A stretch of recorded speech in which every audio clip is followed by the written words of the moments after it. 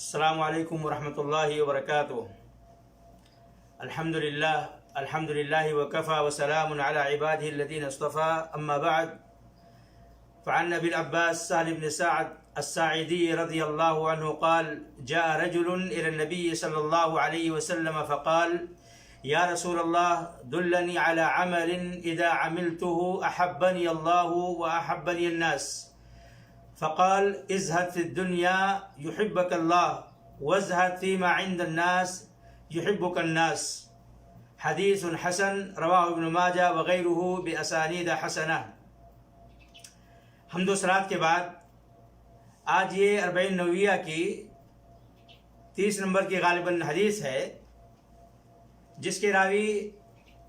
سہل بن سعد الساعدی رضی اللہ تعالیٰ عنہ ہیں۔ ان کی کنیت ابو العباس رضی اللہ تعالیٰ عنہ ہے، نام سہل بن سعد الساعدی ہے، اور یہ ان صحابہ میں سے ہیں جن کے والد کو بھی صحبت رسول صلی اللہ علیہ وسلم کا شرف حاصل ہے، یعنی باپ بھی صحابی اور بیٹا بھی صحابی۔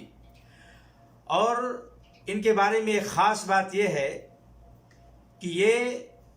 مدینہ میں صحابہ کے آخری شخص ہیں جنہیں مدینہ کے اندر وفات آئی ہے، یعنی مدینہ کے صحابہ میں سب سے لاسٹ میں انتقال ہونے والے یہی صحابی ہیں، اور ان سے کتب حدیث کے اندر 188 حدیثیں مروی ہیں۔ مختلف حدیث کی کتابوں میں سہل بن سعد رضی اللہ تعالی عنہما سے 188 حدیثیں مروی ہیں، اور یہ کہتے ہیں کہ میں اللہ کے نبی صلی اللہ علیہ وسلم کے زمانے میں یہ کم عمر میں صحابہ میں سے تھے، اور ان کے والد کی وفات جناب محمد رسول اللہ صلی اللہ علیہ وسلم کی زندگی میں ہوئی ہے۔ اللہ کے نبی صلی اللہ علیہ وسلم کی زندگی میں ان کے والد صاحب کو وفات ہوئی، اور یہ کہتے ہیں کہ میں اللہ کے نبی صلی اللہ علیہ وسلم کے زمانے میں جب لوگ اللہ کے نبی کے پاس آتے تھے، میری عمر 15-16 سال کی تھی، اور پھر سب سے اخیر میں مدینہ میں مرنے والے یہ صحابی ہیں۔ اور ان کے بارے میں بعض اہل علم کہتے ہیں کہ انہوں نے 11 شادیاں کی تھیں، نہیں تقریباً 15 شادی انہوں نے کی تھی، 15 شادی انہوں نے اپنی زندگی میں کی تھی۔ تو یہ صحابی کے بارے میں مختصر سی معلومات تھی۔ یہ حدیث میرے بھائیوں بڑی عظیم حدیث ہے، بلکہ اس حدیث کے اندر اللہ کے نبی صلی اللہ علیہ وسلم کی 2 ایسی عظیم وصیت ہے کہ ان وصیتوں کو اگر مسلمان اپنا لے تو دنیا میں لوگوں کا نور نظر بن جائے، لوگوں کی نگاہوں میں محبوب اور پسندیدہ انسان بن جائے، لوگوں کی نگاہوں میں عظیم انسان، محترم انسان اور عزت دار انسان بن جائے،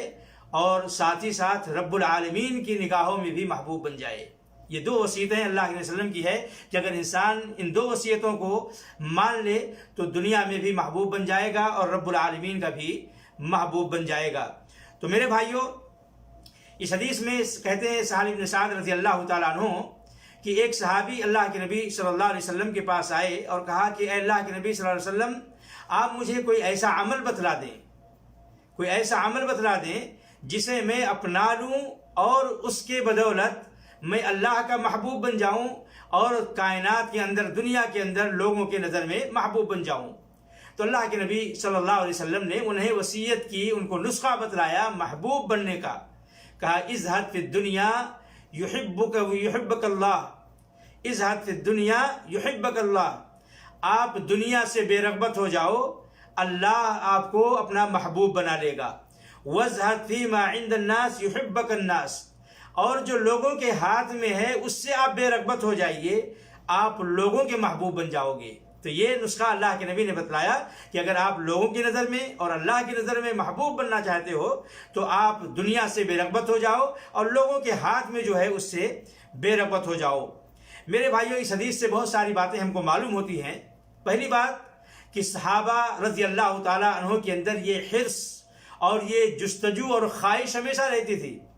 حریص تھے، ہمیشہ اللہ کے نبی صلی اللہ علیہ وسلم سے ایسے سوالات کیا کرتے تھے جو اللہ کی نظر میں محبوب بنا دیں، جنت کا مستحق بنا دیں، جہنم سے دور کر دیں۔ یہ سارے ایسے سوال اللہ رب العالمین ان سے خوش ہو جائے، ایسے اعمال اللہ کے نبی صلی اللہ علیہ وسلم سے پوچھا کرتے تھے جو انہیں دنیا اور آخرت میں فائدہ دینے والے سوال ہوں۔ بے معنی اور لا یعنی سوالات صحابہ کرام نہیں پوچھتے تھے، قیمتی سوالات جو امت کے لیے ان کی زندگی کے لیے فائدہ مند ہو۔ تو اس سے صحابہ رضی اللہ تعالیٰ عنہ کا شوق اور حرص پتہ چلتا ہے کہ وہ کس قدر اللہ کی محبت کے خواہاں تھے، اور اللہ رب العالمین کی محبت کے لیے وسائل اور ذرائع اور نسخے اللہ کے نبی صلی اللہ علیہ وسلم سے پوچھا کرتے تھے۔ اسی طریقے سے حدیث سے یہ بھی ہمیں معلوم ہوا کہ دنیا سے بے رغبتی اختیار کرنا یہ فضیلت والا عمل ہے اور اللہ رب العالمین کی محبت کا سبب بھی ہے، لیکن اس کا مطلب ہرگز یہ نہیں ہے کہ انسان دنیا سے زہد اختیار کرنے میں بالکل مبالغہ اور غلو کرے، جس طرح بہت سارے صوفی اور اس طریقے سے کٹیا اور جا کر پہاڑوں میں بسنے والے بہت سارے اس طرح پیر اور مجاور اپنے آپ کو ثابت کرتے ہیں کہ ان کا دنیا سے کوئی لگاؤ نہیں ہے۔ نہیں، دنیا جو منع کیا گیا ہے کہ انسان اپنی ضرورت کی چیز جس سے اس کا کام چل جائے، قناعت پسند ہو جائے۔ دنیا میں انسان دنیا کے تعلق سے بہت زیادہ حریص اور لالچی نہ ہو، اس کا ہم و غم، اڑھنا بچھونا، سونا جاگنا، رات دن دنیا ہی دنیا ہو، ہائے رے دنیا، ہائے رے دنیا، یہ کیفیت انسان کی نہیں ہونی چاہیے۔ البتہ اگر انسان حلال روزی کما رہا ہے، محنت کر رہا ہے، لیکن اس کے پیچھے نہیں پڑ رہا ہے کہ اللہ کے احکام کو، اللہ کے واجبات کو، اللہ کے دین کو، حلال و حرام کی بغیر تمیز کیے ہوئے انسان دنیا کے پیچھے بھاگ رہا ہے، ایسی کیفیت نہیں ہے، تو دنیا حاصل کرنے کی رب العالمین نے ہمیں تعلیم دی ہے، وَلَا تَنْسَ نَصِيبَكَ مِنَ الدُّنْيَا، دنیا میں جو آپ کا حق ہے آپ اسے مت بھولیے، بلکہ اللہ رب العالمین نے یہ دعا سکھلائی ہے، ربنا آتنا فی الدنیا حسنہ وفی الآخرۃ حسنہ، اے اللہ ہمیں دنیا میں حسنہ دے، یعنی دنیا طلب کرنے کی اللہ رب العالمین نے دعا سکھلائی ہے۔ وَإِنَّهُ لِحُبِّ الْخَيْرِ لَشَدِيدٌ، دنیا کو اللہ رب العالمین سے خیر سے تشبیہ دیا ہے اگر انسان جائز اور حلال راستے سے اپناتا ہے۔ تو میرے بھائیوں، زہد کہتے ہیں کہ انسان دنیا کے اندر اپنی ضرورت کی چیز کو اختیار کرے اور باقی چیزوں سے انسان بے رغبت ہو جائے، اس کو کہتے ہیں زہد۔ اور اللہ کے نبی صلی اللہ علیہ وسلم کی یہ وصیت کئی صحابہ کو ہے، اور حضرت عبداللہ ابن عمر رضی اللہ تعالیٰ عنہ کو فرمایا تھا کہ آپ دنیا میں ایسے رہو جیسے ایک مسافر رہتا ہے، کن فی الدنیا کأنک غریب او عابر سبیل، دنیا میں ایسے رہو جیسے کوئی اجنبی آدمی کسی علاقے میں جاتا ہے، اپنی ضرورت پوری کر کے وہاں سے چلتا بنتا ہے، وہیں پر اپنا منزل اور پڑاؤ نہیں ڈال دیتا ہے، اپنی منزل نہیں بنا لیتا ہے، او عابر سبیل، یا مسافر کی طرح کہ مسافر اپنے منزل کی طرف رواں دواں رہتا ہے، ضرورت کے وقت کہیں پر آرام کرنے کے لیے یا اپنی ضرورت پوری کرنے کے لیے رکتا ہے۔ تو اللہ کے نبی صلی اللہ علیہ وسلم کی وصیت بھی ہے کہ انسان کو دنیا سے زیادہ تعلق نہیں لگانا چاہیے، زیادہ اس میں نہیں پڑنا چاہیے، کیونکہ دنیا یہ لہو و لعب ہے، وما الحیات الدنیا الا متاع الغرور، دنیا یہ دھوکے کا سامان ہے، وما هذه الحیات الدنیا الا لہو و لعب، دنیا کی زندگی سوائے کھیل و تماشا کے کچھ نہیں ہے، حقیقی معنوں میں حقیقی زندگی تو آخرت کی زندگی ہے، بل تؤثرون الحیات الدنیا والآخرۃ خیر وابقی، تم تو ہو کہ دنیا کی زندگی کو مقدم کرتے ہو، ترجیح دیتے ہو، حالانکہ آخرت کی زندگی زیادہ پائیدار اور وہی حقیقی زندگی ہے۔ لہذا دنیا کی عیش و آرام اور راحت کے لیے بعض حلال و حرام کی تمیز بہت سارے لوگ نہیں کرتے ہیں، اور آخرت کی سزا کو بھول جاتے ہیں کہ اللہ رب العالمین دنیا کے اندر جو دنیا یہ زیب و زینت رکھی ہے، اس کے پیچھے انسان بھاگتا ہے، حلال و حرام کو نہیں دیکھتا ہے، اور آخرت میں جو اس کے مقابل میں سزا ملنے والی ہے اس کو بھول جاتا ہے۔ اللہ کے وسلم کی ایک حدیث ہے کہ قیامت کے دن اللہ دو انسان کو لائے گا، ایک ایسے انسان کو جو دنیا میں بڑی ٹھاٹھ بار کی زندگی گزارا تھا لیکن دین کی کوئی پرواہ نہیں کی تھی، اللہ اس کو جہنم میں ایک غوطہ لگوائے گا، ایک ڈبکی لگوائے گا، اور اس کے بعد پوچھے گا کہ میرے بندے بتا، دنیا کے اندر کبھی تو نے آرام، کبھی ٹھاٹھ بار کی زندگی دیکھی ہے؟ وہ جہنم میں ایک غوطہ لگانے کے بعد دنیا کی ساری ناز و نعمت،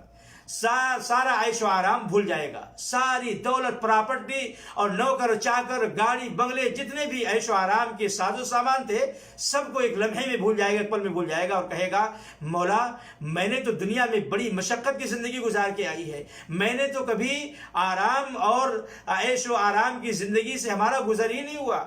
بھول جائے گا انسان۔ اور اس کے مقابل میں ایک ایسا انسان جو دنیا میں تو بڑی ہی محتاجگی کی زندگی گزارا، لیکن کبھی دین سے سمجھوتا نہیں کیا، کبھی اللہ کو ناراض نہیں کیا، اللہ اس کو جنت میں ایک غوطہ لگوائے گا اور پوچھے گا دنیا میں کبھی تم نے مشکلات دیکھے ہیں؟ جنت کی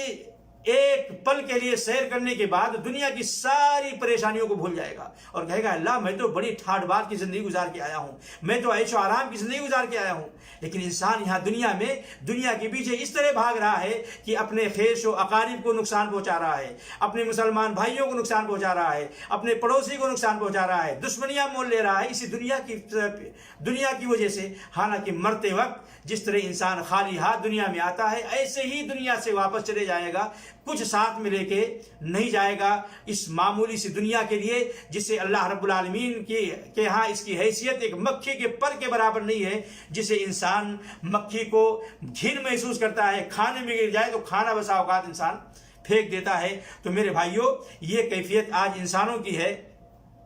اللہ رب العالمین نے بہترین نسخہ ہم کو دیا ہے کہ اگر آپ لوگوں کی نگاہوں میں محبوب بننا چاہتے ہیں اور اللہ کے محبوب بننا چاہتے ہیں تو آپ دنیا میں زیادہ لالچ نہ کریں، مال و دولت کے پیچھے زیادہ نہ بھاگیں، دنیا سے بے رغبتی اختیار کریں، کیونکہ جو انسان دنیا میں بے رغبت ہو جاتا ہے اللہ رب العالمین اسے اپنا محبوب بنا لیتا ہے۔ اور حقیقی معنوں میں دنیا میں لوگوں کا محبوب بننے کے لیے یہ بھی ایک نسخہ بہترین اللہ کے نبی نے بتلایا، کیونکہ اس میں دو معنی پائے جاتے ہیں۔ ایک انسان اگر آپ مالدار کے سامنے ہاتھ پھیلائیں گے تو اس کے نگاہوں میں آپ گر جائیں گے، آپ کی عزت نفس اس کے سامنے کچھ نہیں رہ جائے گی، آپ ذلیل رسوا سمجھے جائیں گے، کیونکہ اللہ کے نبی فرماتے ہیں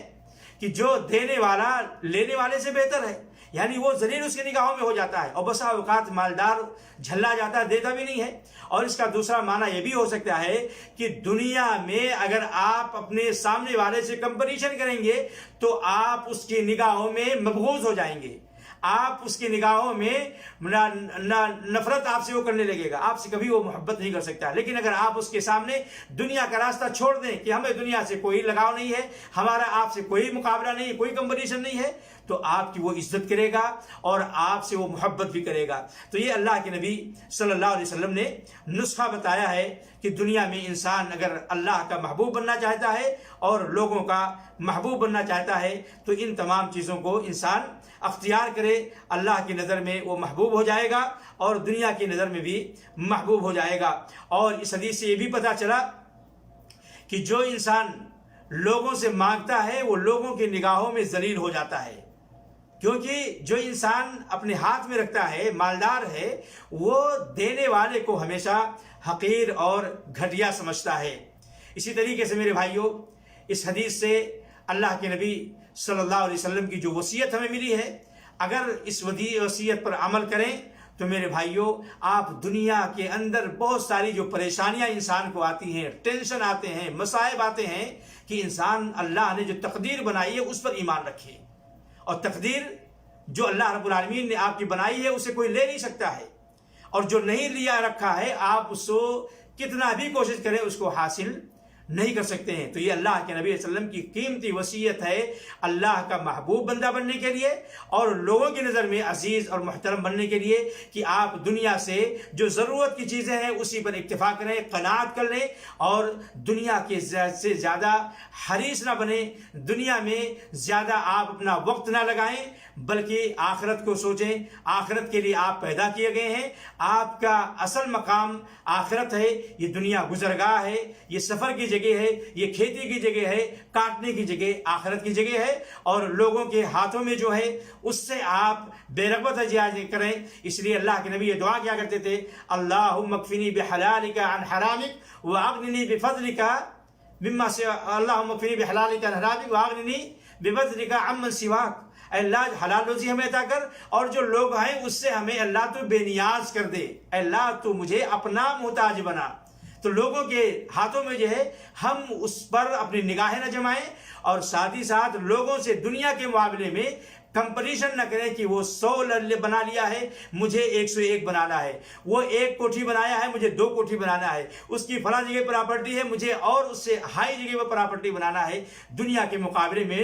دنیا کے پراپرٹی کے سلسلے میں، دولت کے سلسلے میں ہمیں کمپٹیشن اور مقابلہ نہیں کرنا ہے. اس سے ہم لوگوں کی نظر میں بھی محبوب ہو جائیں گے. اور انسان کی یہ فطرت ہے، ہر انسان چاہتا ہے کہ لوگ میری عزت کریں، لوگ مجھ سے محبت کریں، اللہ مجھ سے محبت کرے. یہ نبوی نسخہ ہے، یہ نبوی فارمولہ ہے لوگوں کی نظر میں محبوب بننے کے لیے اور اللہ کی نظر میں محبوب بننے کے لیے، کہ دنیا سے بے رغبت ہو جائیں اور لوگوں کے ہاتھ میں جو ہے اور لوگ جس میدان میں کودے ہوئے ہیں اس سے آپ بے رغبت ہو جائیں، لوگوں کی نظر میں محبوب بن جاؤ گے. اللہ سے دعا ہے کہ اللہ ہمیں اس قیمتی وصیت اور قیمتی نسخے پر عمل کرنے کی توفیق عطا فرمائے. وآخر دعوانا الحمدللہ رب العالمین وصلی اللہ علی نبینا محمد وعلی آلہ وصحبہ اجمعین. السلام علیکم ورحمۃ اللہ.